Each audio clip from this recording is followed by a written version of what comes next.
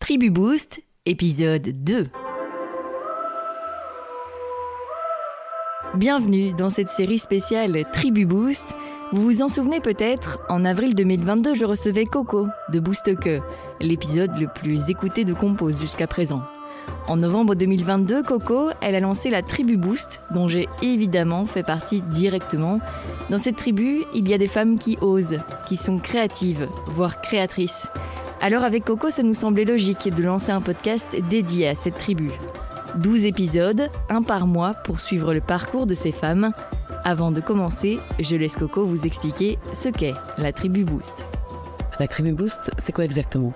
C'est une tribu pour t'inspirer, te conseiller, t'élever au quotidien. Une tribu pour créer des liens, des connexions, des rencontres inspirantes et précieuses avec d'autres femmes. Une tribu pour te mettre en avant toi ou bien tes projets. Et surtout t'autoriser à prendre ta place et à rayonner. La Tribu Boost est composée de femmes, des femmes de tout horizon, de tout âge, qui sont entrepreneuses ou non, des femmes créatives, curieuses et croqueuses de la vie, des femmes débordent d'idées, qui ont envie d'oser, d'être entourées et surtout d'être boostées. Comment ça fonctionne ? Alors chaque mois, on se réunit en vrai, lors d'une balade, d'un souper ou d'un atelier, proposé par moi ou par des fans de la tribu. Ou bien on se rencontre virtuellement pour échanger et partager autour de thématiques diverses liées à l'entrepreneuriat, la confiance en soi, l'énergie et d'autres choses encore. La Tribu Boost, pour moi, c'est vraiment le petit plus qui fait du bien. Pour ce deuxième épisode, on a demandé aux femmes de la tribu de nous raconter ce qu'elles avaient osé ces 6 derniers mois et qui les avait rendues fières. Vous allez entendre Adeline, Camille, Caroline, Charlotte, Émilie, Gwendoline, Isaline, Julie, Lilo, Linda, Marie, Marisa et Paulina. Je vous souhaite une très belle écoute. Hello, moi c'est Adeline du compte Instagram Et si on profitait de la vie. Il y a 6 mois, j'ai pris la décision de me réorienter pour retrouver du sens dans ma vie professionnelle. Donc après plusieurs formations, je suis passée de photographe de mariage à photothérapeute et guide flow énergie afin d'accompagner les femmes dans l'acceptation d'elles-mêmes et de leur corps grâce à la photographie et au mouvement.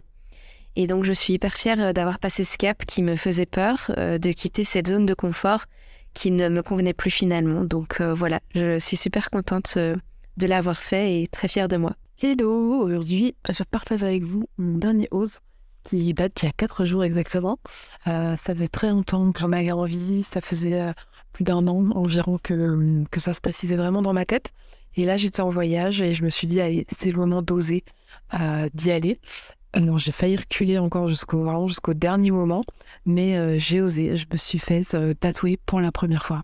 Donc voilà, c'était très effrayant comme à chaque fois qu'on ose quelque chose de nouveau, mais j'étais très fière de moi après et ça a rempli mon cœur de joie. Donc voilà, comme dirait Coco, tremble mais ose. J'ai osé pas mal de petites choses durant ces 6 derniers mois, mais si je devais choisir une chose qui me rend vraiment fière, c'est la décision de partir en voyage en Australie pendant 3 semaines et la plupart du temps ce sera seul, donc une nouvelle aventure et ça montre bien l'état d'esprit dans lequel j'ai envie d'être pour le moment, oser m'écouter et ça c'est une chose géniale. Je suis nutrithérapeute et je suis spécialisée en périnatalité et en pédiatrie.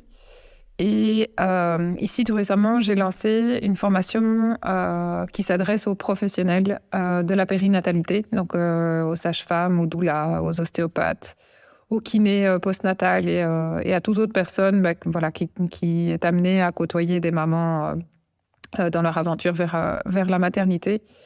Et j'ai lancé une formation en nutrition de la femme enceinte et allaitante pour les professionnels. Et c'est un gros challenge, cette formation, pour moi.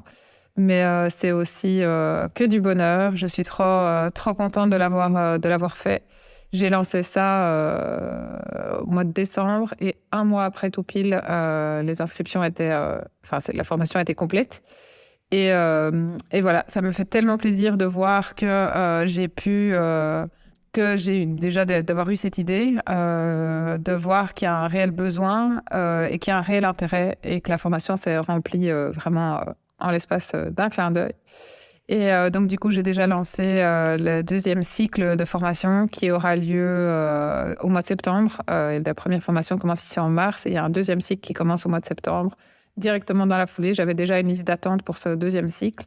Et c'est quasi rempli aussi, c'est quasi complet. Donc voilà, je suis sûre que ça va être super, que je vais m'éclater. J'adore enseigner, c'est vraiment quelque chose qui m'anime beaucoup, beaucoup.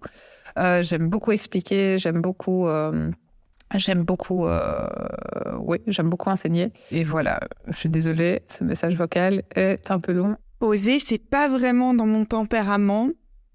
Je suis pas fonceuse, j'ai même plutôt peur. Et en parallèle à ça, j'ai un complexe avec le fait de ne parler aucune langue étrangère, de ne jamais avoir appris à parler autre chose que le français. Et pourtant, pour ce qui est de l'anglais, que j'ai très envie de parler, je maîtrise certaines choses que j'ai appris comme ça sur le tas, mais je n'ose pas m'exprimer en anglais. Et donc, j'ai décidé que ça devait changer. Et je me suis inscrite à un cours d'anglais. J'y étais ce matin pour la première fois et j'ai parlé anglais avec les autres participantes au cours, avec le prof.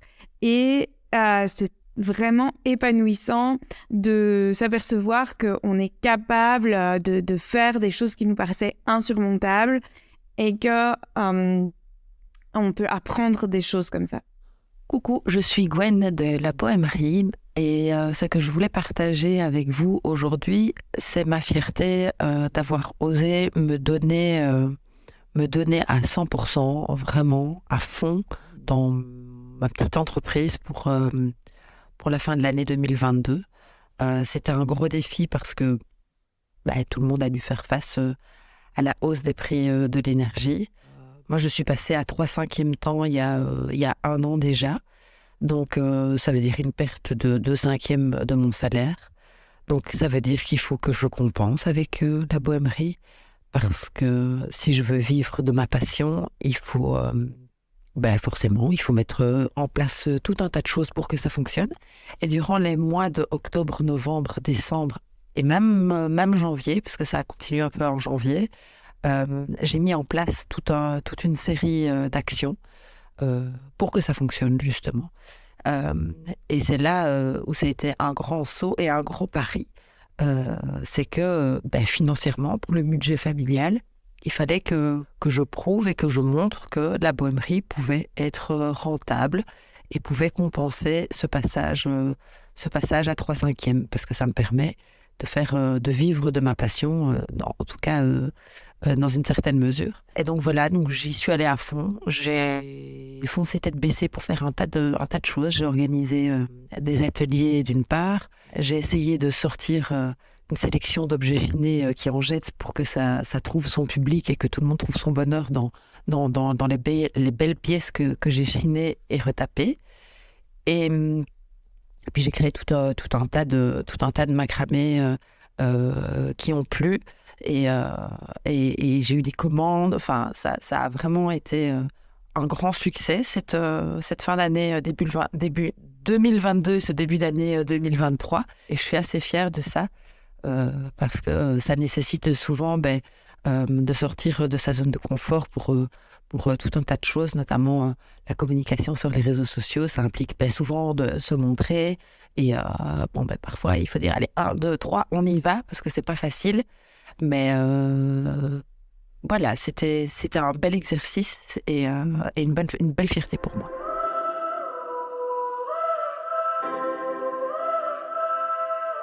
Alors, ce que j'ai osé faire ces 6 derniers mois et qui me rend fière, je dirais que c'est d'avoir osé proposer mes services en anglais, puisque je propose des cérémonies de vie.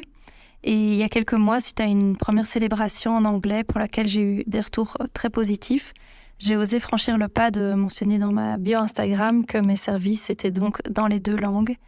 Et c'était une sacrée étape qui me faisait très peur, mais finalement je me réjouis, car dans quelques mois, je célébrerai une cérémonie de mariage bilingue. Et donc ce ose finalement, c'est aussi grâce à ce petit mantra que j'ai entendu dans la tribu Boost, qui dit que la confiance vient avec l'action.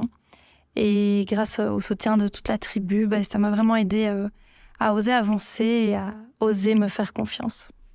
Je m'appelle Julie et il y a quelques mois, j'ai réalisé mon rêve, celui de partir voyager plusieurs mois en train à travers l'Europe. Ce voyage, j'en suis fière car il m'a permis de me reconnecter à ma joie.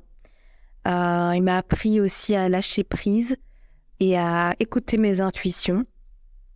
Je pratiquais en fait, tous les jours sans le vouloir nécessairement la gratitude. Je m'endormais tous les soirs avec le sourire, le bonheur d'avoir vécu cette journée et d'en vivre une autre le lendemain.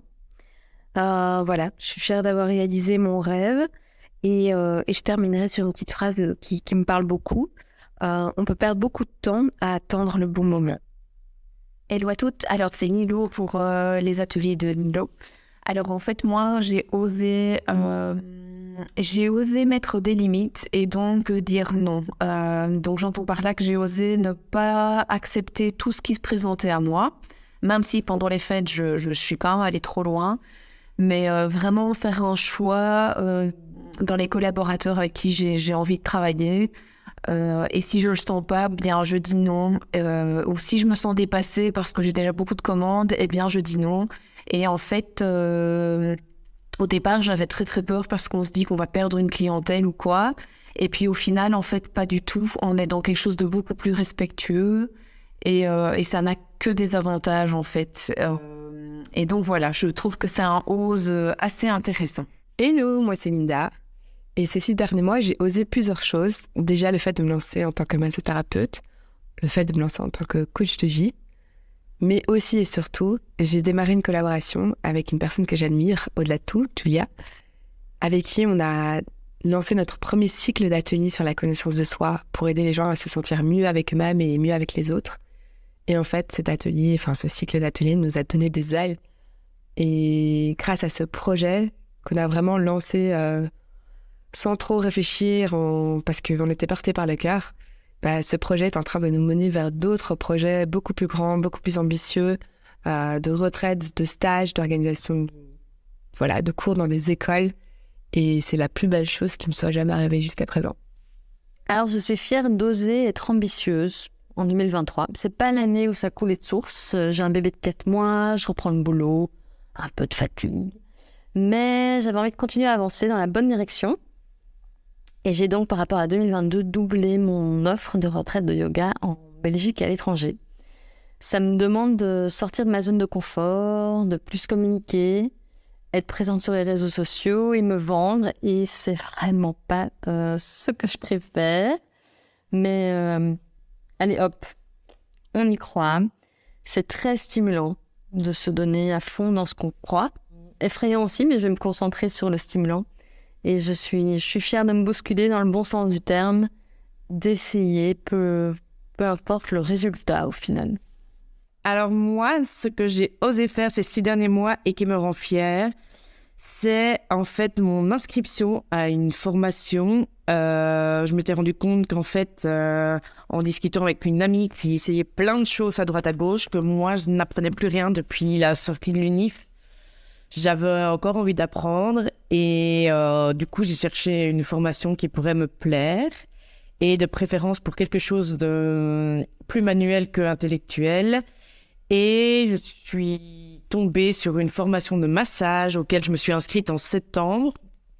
Et ça a été un véritable coup de cœur. D'ailleurs, j'en ai fait mon activité complémentaire. Mais je pense que ce qui me rend encore plus fière, c'est d'avoir osé, parce que c'est un vrai bonheur. Autant le massage est quelque chose qui fait du bien à la personne à qui on le donne. Mais pour moi, c'est vraiment un moment aussi de plaisir, de détente au moment où je le fais. Donc voilà, ça me rend super fière d'avoir osé.